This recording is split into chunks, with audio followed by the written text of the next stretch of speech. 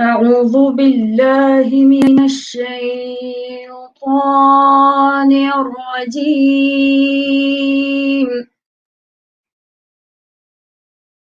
بسم الله الرحمن الرحيم.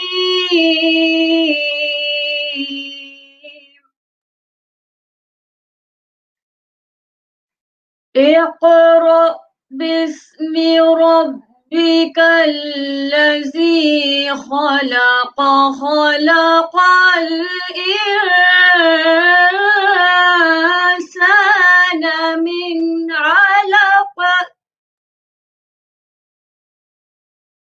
اقرأ وربك الأكرم الذي علم بالقلم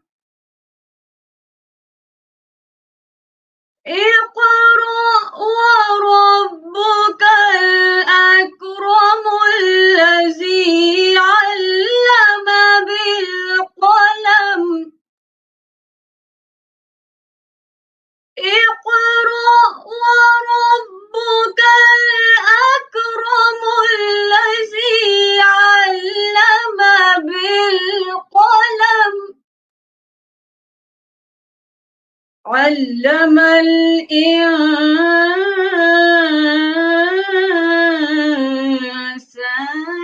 ما لم يعلم كلا إن الإنسان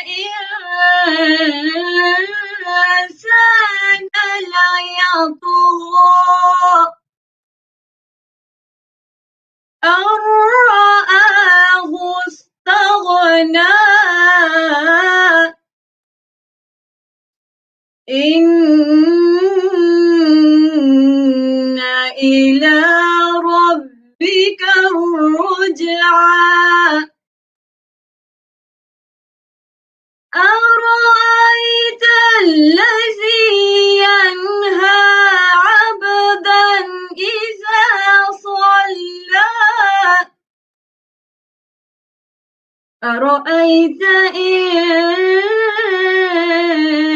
كان على الهدى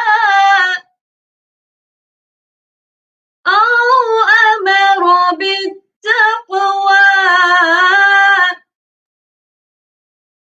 أو أمر بالتقوى أرأيت إن كذب وتولى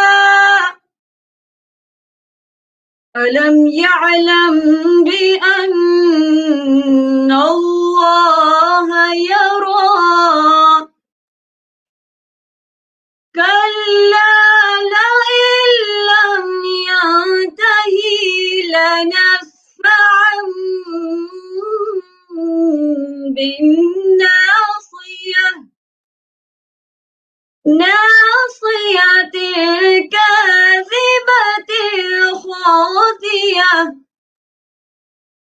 فليدع ناديه فليدع ناديه فليدع ناديه سندع الزبانية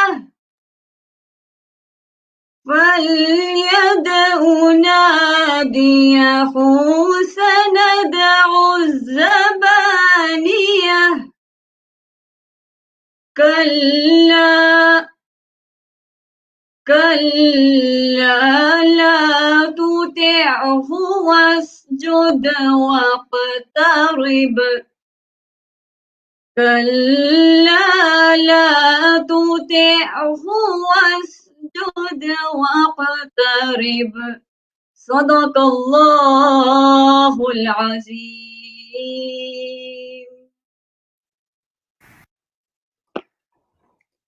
Bismillahirrahmanirrahim. Assalamu alaikum wa rahmatullahi wa barakatuhu. Good morning to all our viewers from around the world and welcome to day 2 of Al-Tazkiya 2020 brought to you by Minhaj Sisters UK. Alhamdulillah, yesterday was an amazing day packed with a panel discussion on the hijab by Dr. Siddiqui, Dr. Kiran Rahim and Sister Ghazala Hussain. We had an amazing interview with Sister Dr. Sanam Mustafa followed by a truly inspiring talk by Dr. Ghazala Hassan Qadri. Alhamdulillah, we have people yesterday were joining us from Canada and Australia and the UK. I am your host Atika and I will be joined by Alissa Wahid all the way from Indonesia. Alissa Wahid is a family psychologist by profession, leading family resilience movement, mostly for the Indonesian Muslim society. She is well known for her work in the social sector on democracy, interfaith, human rights, and multiculturalism with her nationwide Gusturian network. Alissa is a graduate from the Gadjah Mada University.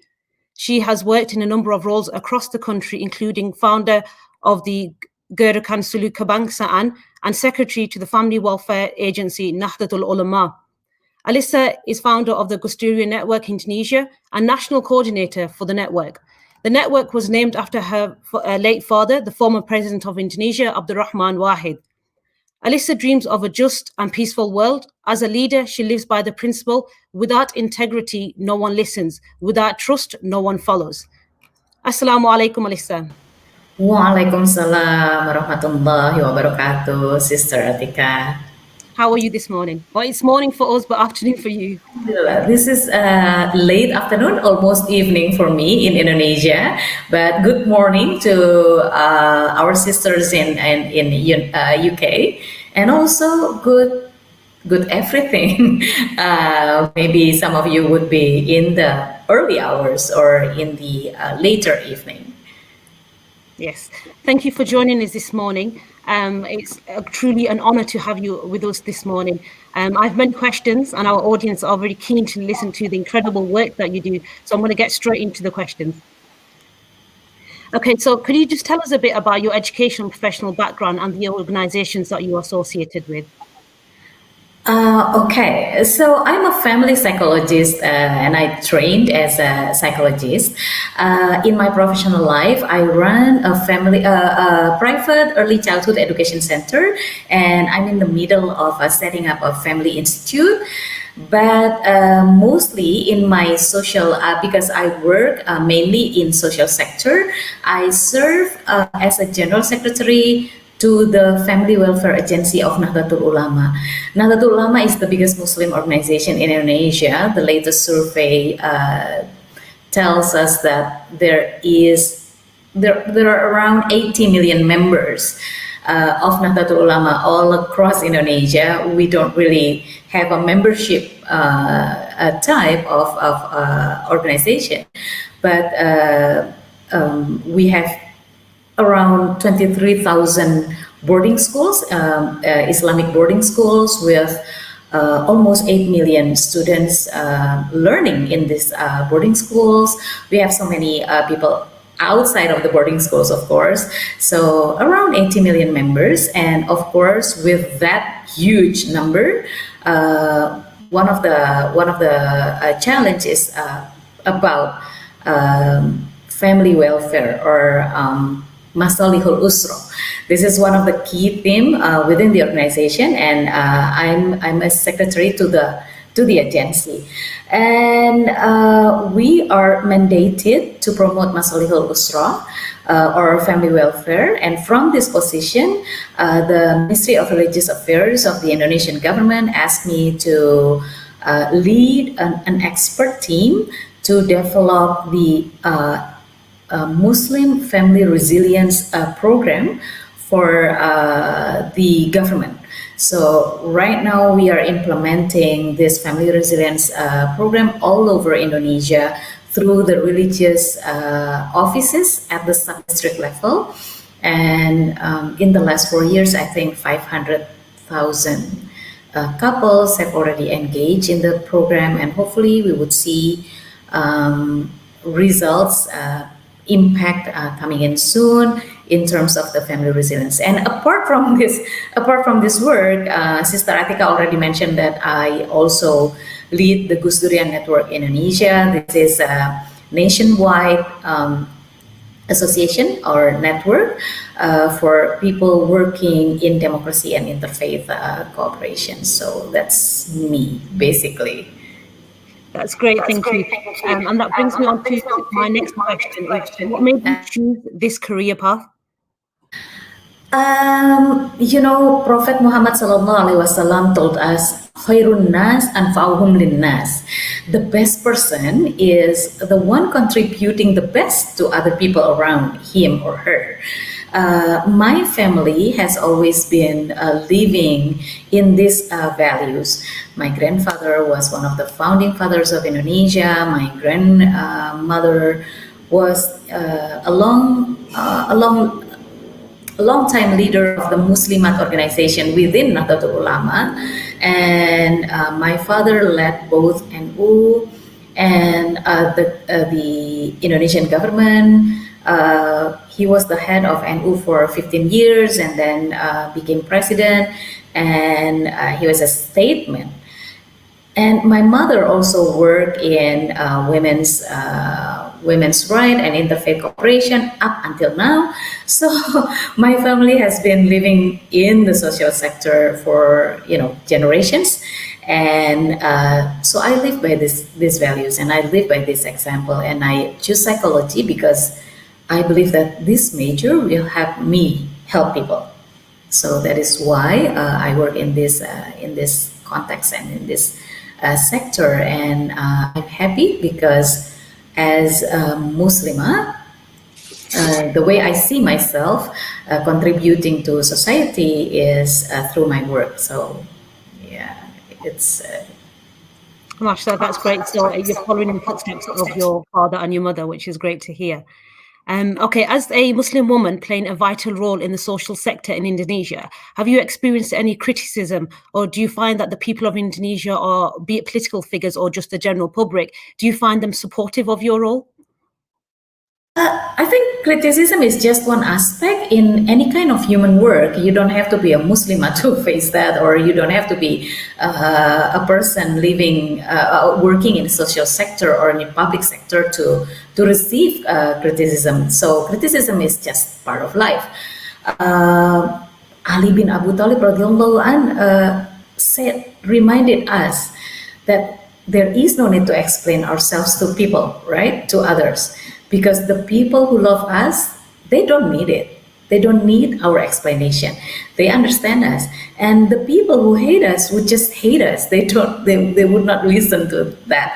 So I don't really listen to criticism. If the criticism comes from the people that I respect, then I would listen and I would reflect and I would try to grow myself. But if it's from, just people that I don't really know about, I don't really take that into account. I would think and then I would reflect back, but I would just go with my own values. And so I have no problem with criticism. I think it's healthy. It gives us feedback on who we are. But mostly people in Indonesia are supportive, really. And I guess I am blessed as a Muslimah to live in Indonesia, because in Indonesia, women are always recognized as part of the society and part of public life. And also because as a Muslimah, as a Muslim woman, we also, like for example, in Nahdlatul Ulama, the place where women are always side by side with a male counterpart. If you go to the biggest congregations in Nahdlatul Ulama, for example, they would not put the women at the back, but side by side, just divided by the section, but they would still be in the same rows. We still have women leaders. We have Muslimah women serving as district heads in all over Indonesia. So opportunities are in abundance for Muslimah women. So it's for me personally, of course, the support of the people are just tremendous. And I think I work effectively partly because of the support of the people. That's great. And so if anyone was to criticize, it would be a form of motivation for yourself and other women in Indonesia. Now, that's great. Okay, just want to go a bit more on your professional background as a family psychologist. And I want to touch a little on the stigma surrounding mental health, yourself being a family psychologist. And what have you experienced when dealing with the matter of mental health? Is it a major concern in Indonesia? Yes, people are always concerned about their psychological well-being, right? But when we talk about mental health, it is in Indonesia, at least, it is still a marginalized issue. When people talk about mental health, they always refer to psychological illnesses or even insanity. So that's why people are not really comfortable going to counseling, going to psychologists, and we still need a shift in the paradigm of society regarding mental health issues, considering mental health as health issues, not illness issues. And this is still something that I think the world of psychology in Indonesia still need to tackle. Thank you. And that leads me nicely on to my next question. Do you think there's an importance, and what is the importance of education around subjects of anxiety and depression and the stigmas around mental health? And what advice would you give to our viewers who are experiencing it? Yeah, because of this stigma, I think educations or at least public educations on anxiety or depressions are not enough for the people. So people who are depressed, they feel that they're alone. They don't have a support from society themselves. So they usually suppress that. But mostly our lives are full of change, right? So psychological adjustment and psychological resilience are important. And anxiety and depressions in their mildest states are healthy adjustment process. It is good if you're anxious about something because it is a sign that you are adjusting. When we are adjusting to changes in our lives, we would feel anxious, and that's good. That's good. That's a psychological dynamic inside of you that lets you know that there is a challenge that you are tackling. But if you feel that your life is impaired by your psychological state, then getting help is important. In my counseling experience, usually it's because sometimes our life arsenals are not adequate to deal with the challenges and the changes. It's just a matter of getting an adequate and enough life arsenals. I call it life arsenals. For example, in dealing with challenges, everyday challenges, learning about circle of concern versus circle of influence is important. It will help us focus our energy, our thoughts, our mind into our circle of influence and not really spending most of our resources, personal resources, especially mental resources, on things that we cannot change. The one on the circle of concerns. Many things are in our circle of concerns, but sometimes we are stuck in this circle of concerns that we don't have a power to change about, and we forget that there is a circle of influence that we need to focus on so that we can be empowered to make changes or at least to adapt to the challenges. And I think Islam gave us so many arsenals that we need. Like, for example, tawakal or ikhlas. That's part of the arsenals that we need in our everyday lives.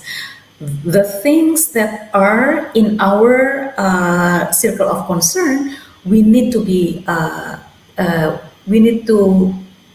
let go. That's what ikhlas is about, letting go, surrender to the will of God, to the will of Allah subhanahu wa ta'ala. And then we need to have an attitude of tawakkul, of believing that Allah knows best and Allah provides the best for us. Whatever the challenge, we are already given the best us inside. We just need to manage that. And once we have these arsenals, the life arsenals, then our daily life would be more manageable. So what we think as depressions, what we think as anxiety, sometimes it's actually a challenge for us to grow and to build up our life arsenals, and not really, mental health issue as in a problematic ones. That's what I thought, Sister Atika. Okay, that's great. Thank you. And it was good that you touched on anxiety is part of life, because unfortunately in some societies, mental health or the topic of anxiety is shunned upon, but then that aspect of religion plays a great role in it as well. My next question is going back to the organizations you're associated with. Times are difficult for everyone around the world with the current pandemic. How was your organization reacted to COVID-19? Because Nahdlatul Ulama caters for the big the big organizations. Like I mentioned, we have 80 million people. We are operating up to the village level. So we coordinated a huge campaign and huge program, and delivering aids, providing support, even for the 23,000 pesantren. Because pesantren is the boarding schools, the Islamic boarding schools within the Jama'ah of Nahdlatul Ulama. We have, like I mentioned, around 8 million students living in the campuses, in the boarding schools. And we also have the Ustad and Ustada, of course. We have 300,000, and we also have families living in the compound of the boarding schools. So, of course, NU spend enough resources in supporting the boarding schools. We are currently, for example, promoting a special COVID-19 task force within pesantren to help managing the health protocol, and also if there are confirmed cases, mitigate the situation. And also we are helping the government, of course, in educating the people, the general society, because as a faith-based organizations, in terms like this, in disasters, usually the faith-based organizations are at the forefront, right? So NU also serve on this. So we help, like for example, many people in Indonesia, especially the families relying on working in informal sectors, relying on daily income. Of course, they are hugely impacted by COVID, because their work would not give them enough income right now. So we provide sustenance and support, life supports for these families. And also health support, because Nahdlatul Ulama have hundreds of hospitals and clinics all across Indonesia. So we help also caring for the health aspects of the pandemic, and mostly we are educating the people. And right now, NU is also part of the interfaith initiative, bringing foods and basic needs to families across Indonesia. And apart from Nahdlatul Ulama and you, my organization, the Gus Durian Network, we open up 69 cities. We open up centers in 69 cities, and we also help with bringing supports and consolidating efforts with the local government and local organizations also catering the needs for the people. So this is a huge, in Indonesia especially, this is a huge interfaith and inter-community cooperations. We are helping one another, not relying only to the government, but also to the people, like even providing PPE for health workers and families of health workers. We even bring foods to the to hospitals to support the health workers. Those humanitarian efforts are really needed. And for Gus Durian Network, we also send aid to the refugees from the Rohingya who landed on the shores of Indonesia, because the boat people, the Rohingya people fleeing Myanmar.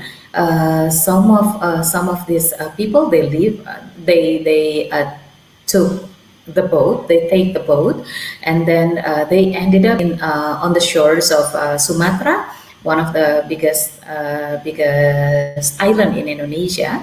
So Gus Durian Network already sent the team there. We provide like shelter. We build basic health necessities like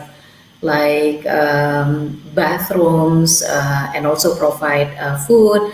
And also we built some playground for the children of the Rohingya people.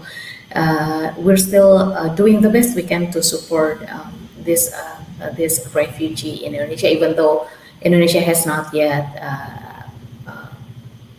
do the ratifications on refugees, but we still lend a hand on that. So that's all the work that we are doing right now in terms of pandemic in Indonesia. That's great. That's great, thank you, because it's amazing to hear the work that yourself and your organizations are doing to help people in Indonesia, because times are extremely difficult for many people, some more than others. But the work, the humanitarian work and the welfare work that yourself and your organization are doing are great to hear. And I'm sure the community and the people of Indonesia extremely appreciate the work and the efforts that you're putting in.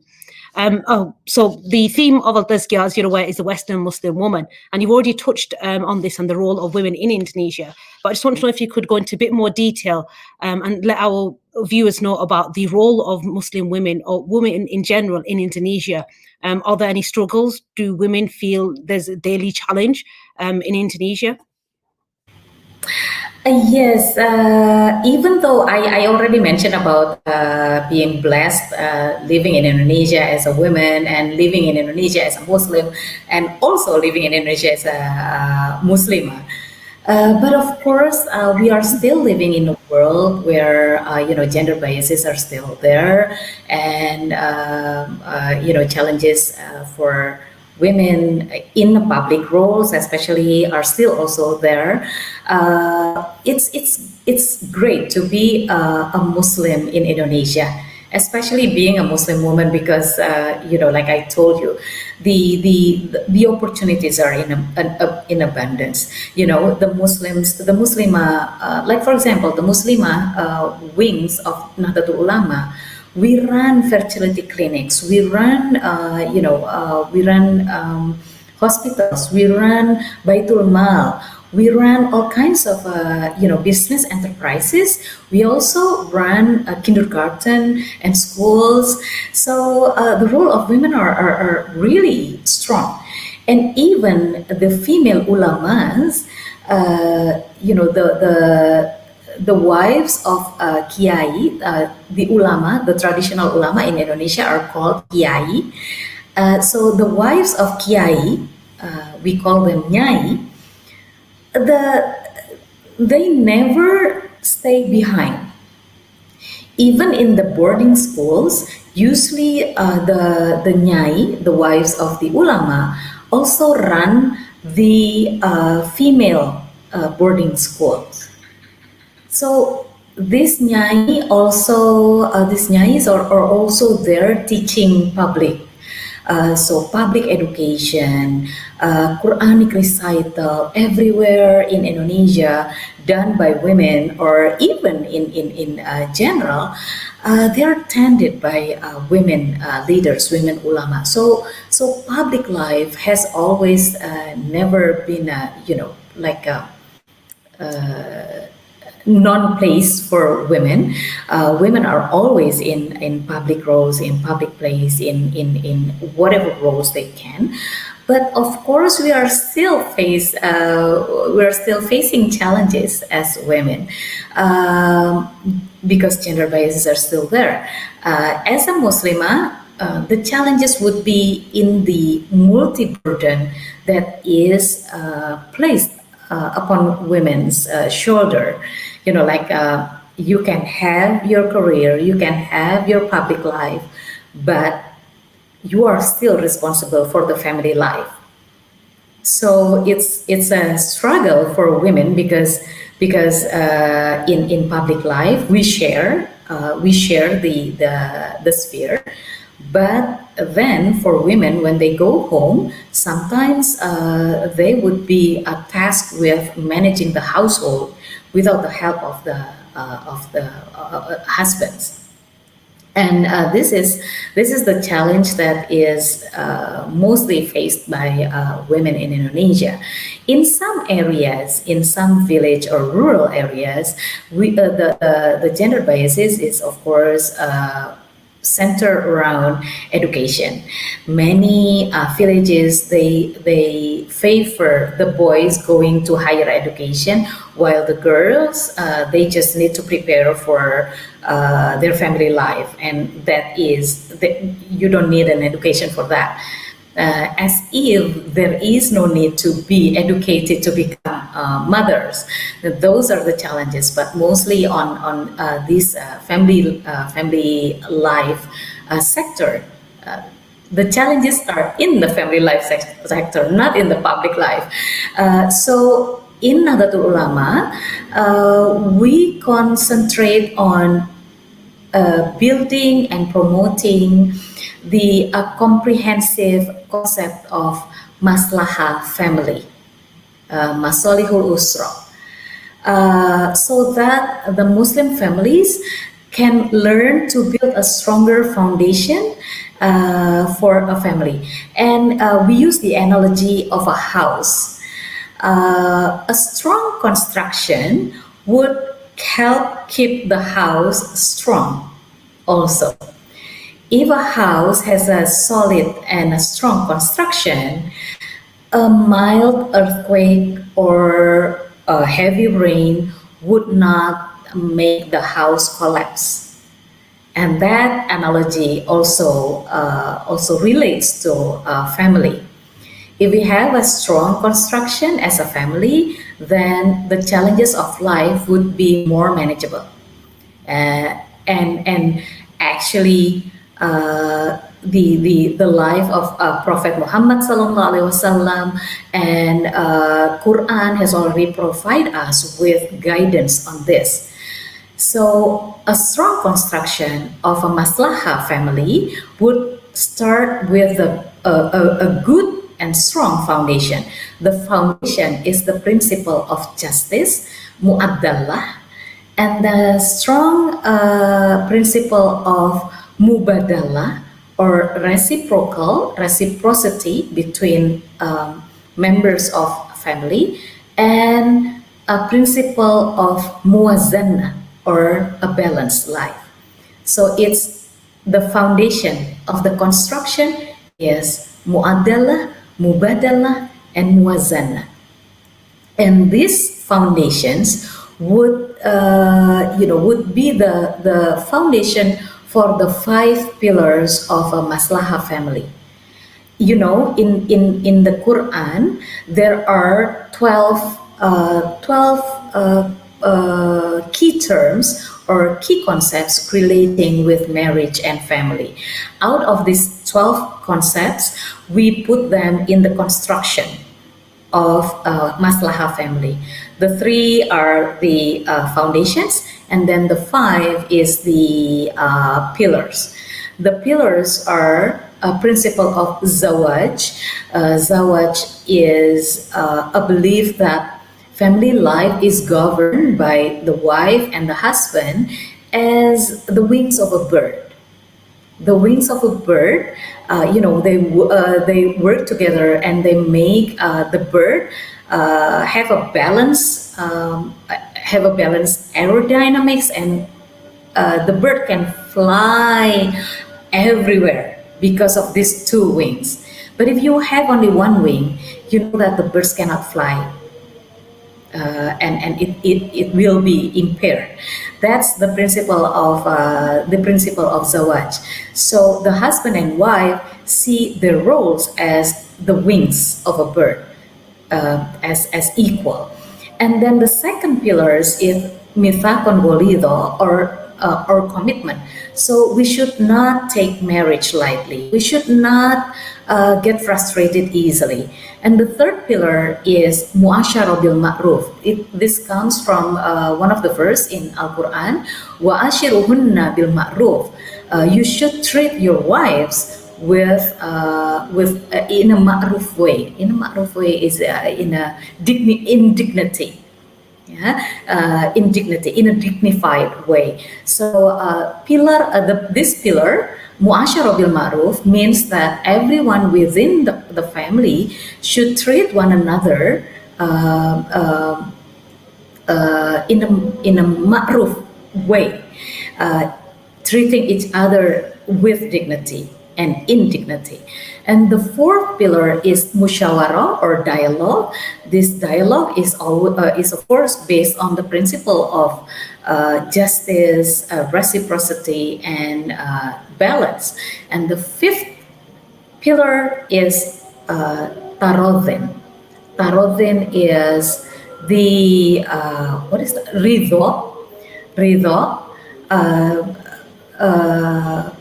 Tarodhin is accepting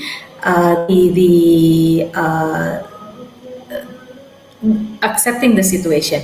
So the pillar of tarodhin help us to understand that if we as a wife, so me as a wife, when I want to do something or decide on something, I need to remember that I have to have the ridho of my husband, and vice versa.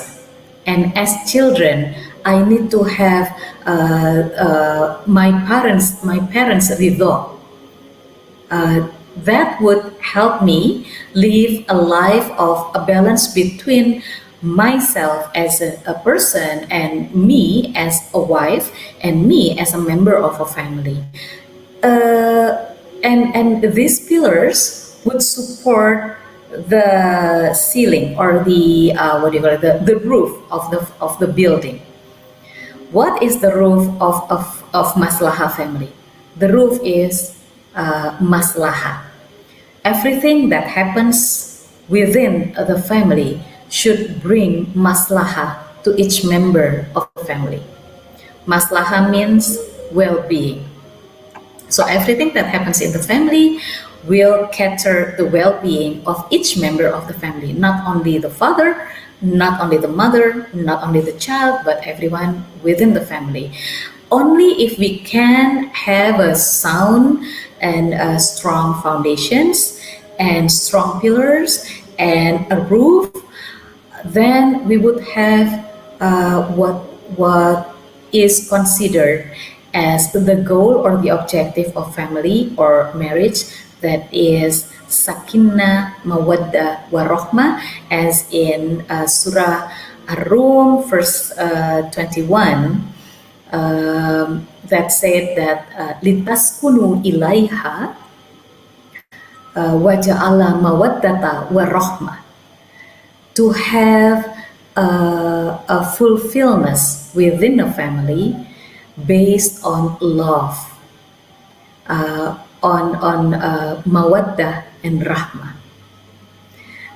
This only happen if you have a strong construction of family. With promoting these strong foundations of family, we hope to give a family, the Muslim families in Indonesia, strong foundations. That is how we are equipping the families in Indonesia, Muslim families in Indonesia, Sister Atika. I'm sorry I explained this in a very... It's absolutely amazing to hear all that. And it is a balancing act, as you've mentioned, in every society. But I think you might get a lot of people, a lot of sisters moving to Indonesia after this interview.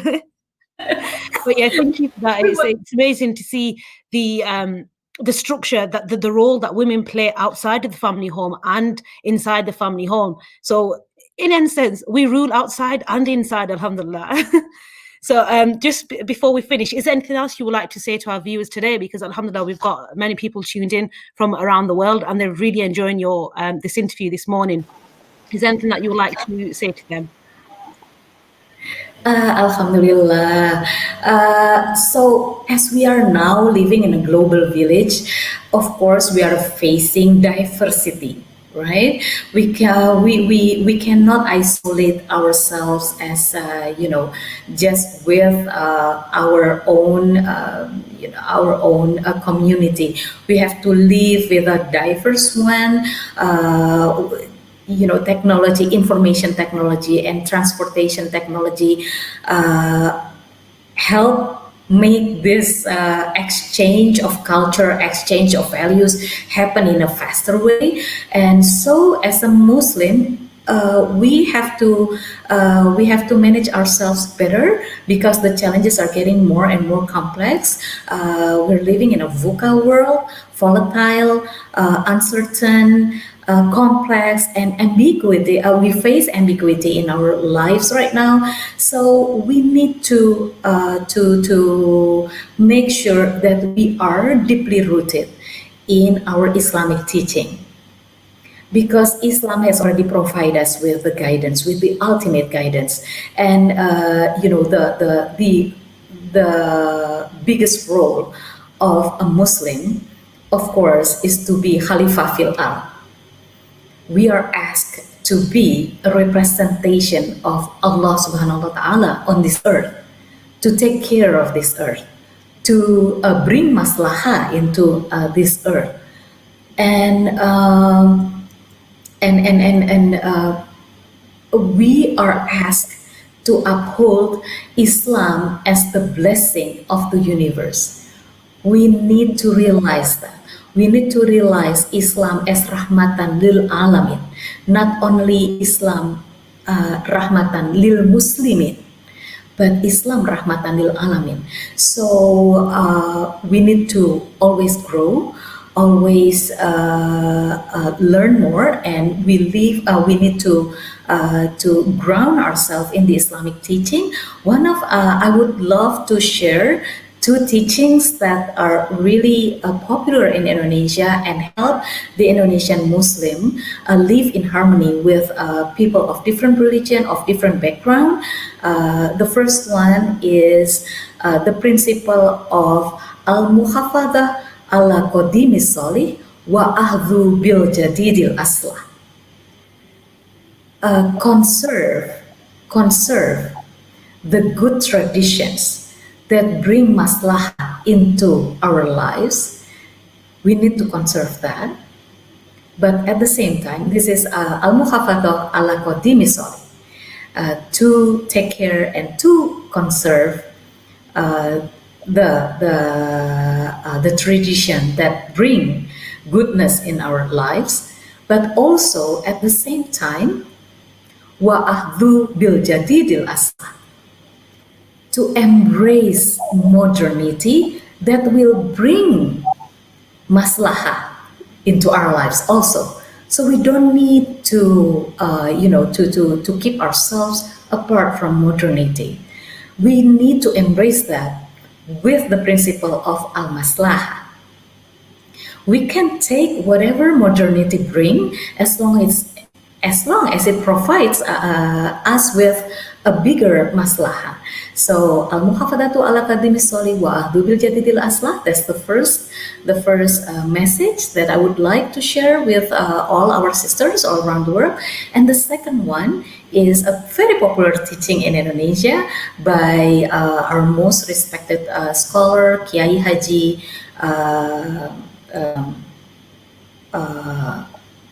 oh my God, I forget his name. Ahmad Siddiq.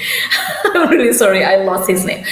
Kiai Haji Ahmad Siddiq is one of the most respected scholar in Indonesia, Muslim scholar in Indonesia, and he taught us that if we as a Muslim want to uphold Islam as rahmatan lil alamin, then we need to strengthen three ukhuwas, three solidarity. One is ukhuwah Islamiyah, the solidarity between Muslims. That's all over the world, right? The second one is ukhuwah watoniyah, a solidarity with people in the same land that we are living with, our citizen sisters and brothers. Like for me in Indonesia, I need to uphold ukhuwah watoniyah with other people of Indonesia, other Indonesians, while Sister Atika would need to uphold solidarity between people living in UK, regardless of religion or faith or other background. And the third one is ukhuwah bashariyah or ukhuwah insaniyah. This is the ukhuwah or solidarity between an ukhuwah of humanity all over the world. Only if we strengthen this ukhuwah at the same time, proportionally, then we, the Muslims, can truly achieve Islam, rahmatan lil alamin, or Islam as the blessing of the universe, not only for us, the Muslims, but also for other humans or even non-humans, all the makhluks of Allah, all the creations of Allah on this earth. And those are the two messages that I want to share with all the sisters in the world. And thank you again for inviting me to share the lives of Indonesian Muslim women, to the organizers, the Minhaj Sisters in UK. And I hope we can, meet in person one day soon after the pandemics. Definitely. So, wallahu taufiq la aqwa mit thoriq. Assalamualaikum warahmatullahi wabarakatuh. Thank you ever so much, Alissa, for giving us a portion of your precious time. It's been great speaking to you and learning about the work you do and the inspiring words that you've given to us. And definitely our audience will benefit from each and every word that you've spoken of today. Thank you to our audience for joining us this morning. Stay tuned throughout the day for your workshops on studying and productivity, marriage and the transitions, and motherhood and COVID later this afternoon.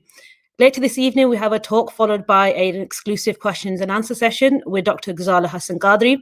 Be sure to follow us on Instagram at Minhaj Sisters, minhaj.sisters.uk, Twitter and Facebook at Minhaj Sisters UK for further Al-Tazkiya updates. Assalamu alaikum wa rahmatullahi wa barakatuhu.